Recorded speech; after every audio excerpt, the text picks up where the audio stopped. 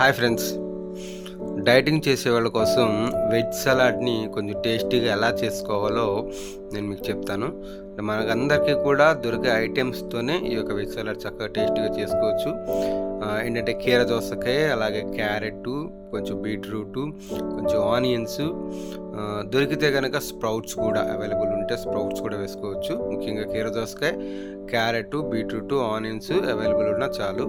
వీటన్నిటిని కూడా చిన్న చిన్న ముక్కలుగా అట్లీస్ట్ ఒక హాఫ్ ఇంచు ఉండేట్టుగా చిన్న చిన్న ముక్కలుగా కట్ చేసుకొని వీటన్నిటినీ కలిపి ఒక బౌల్లో మిక్స్ చేసుకొని దానికి సరిపడా అంటే సుమారు మీరు ఒక పావు కేజీ క్యారెట్, 2 చిన్న కీర దోసకాయ తీసుకుంటే గనక దాంట్లో ఒక టీ గ్లాస్ పెరుగు దాంట్లో మిక్స్ చేసుకొని తర్వాత దాంట్లోకి కొంచెం పెప్పర్ పౌడర్ యాడ్ చేసుకోవచ్చు.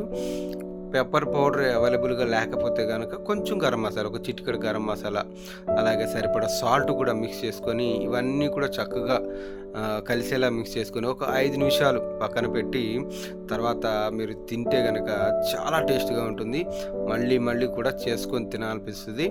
మరి వెజ్ సలాడ్ ప్రిపేర్ చేసుకోవాలి, వెజ్ సలాడ్ తినాలనుకునే వాళ్ళు ఈ విధంగా తయారు చేసుకొని తినండి.